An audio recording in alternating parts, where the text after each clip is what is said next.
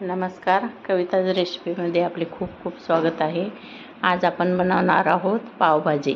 त्यासाठी लागणारे साहित्य: बीट, फ्लावर, गाजर, मटार. हे सर्व साहित्य स्वच्छ धुवून बारीक चिरून घेतलेले आहे.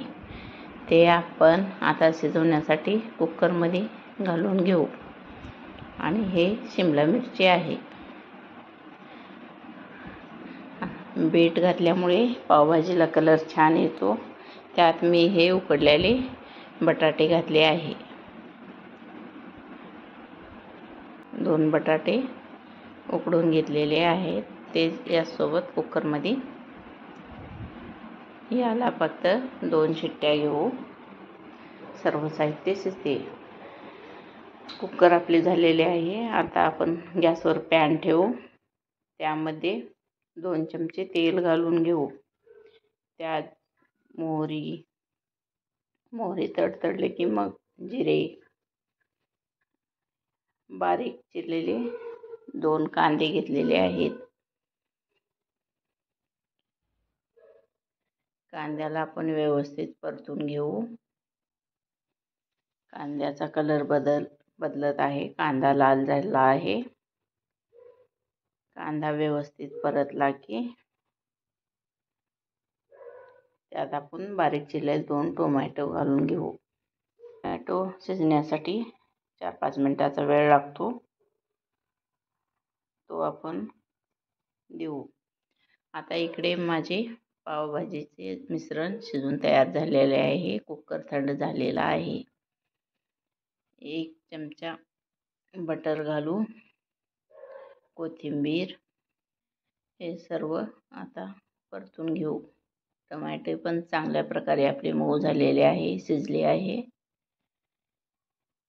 1 चमचा लसूण अद्रक पेस्टला पण लसूण अद्रकाचा कच्चेपणा जाण्यासाठी चांगले त्याला परतून घेऊ. 1 चमचा पावभाजी मसाला, धनेपूड, जिरेपूड, हळद, 1 चमचा काश्मीरी लाल तिखट. हे सर्व मिश्रण घातले की गॅस मंद ठेवायचा आहे. सर्व मिश्रण एकजीव करून घेऊ. त्यात आता आपण उकडून मॅश केलेले सर्व भाज्या घालून घेऊ. बटाटा, मटार, गाजर, बीट आणि फ्लावर हे सर्व कुकरमध्ये 2 शिट्ट्यावर शिजवून घेऊन मॅश केले आहे. आता हे सर्व मिश्रण एकजीव करून घेऊ. हे पावभाजीचे आपले मिश्रण व्यवस्थित शिजवून घेऊ.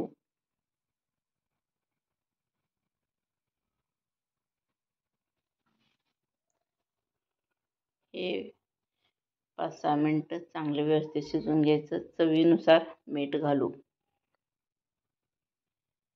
आणि कस्तुरी मेथी 1 चमचा चुरून टाकू. कस्तुरी मेथीमुळे स्वाद छान येतो. हे सर्व आता मिश्रण एकत्र एकजीव करून घेऊ.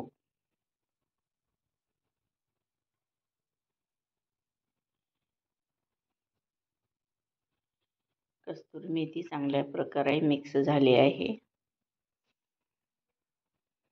आता याला आपण 5 मिनिटासाठी मसाले, कस्तुरी मेथीचा स्वाद उतरण्यासाठी भाजीत शिजवून घेऊ.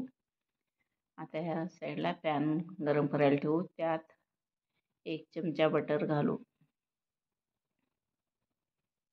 बटर नसेल आपल्याकडे तर आपण तूप पण घालून करू शकता. पावाला मधोमध चिरून घ्यायचे आहे व चांगल्या प्रकारे गरम करून घ्यायचे आहे. दोन्ही साईडला बटर लावून गरम करून घेऊ. आपले पाव आता छान प्रकारे गरम झालेले आहेत. भाजी आपण सर्विंग डिशमध्ये काढून घेऊ.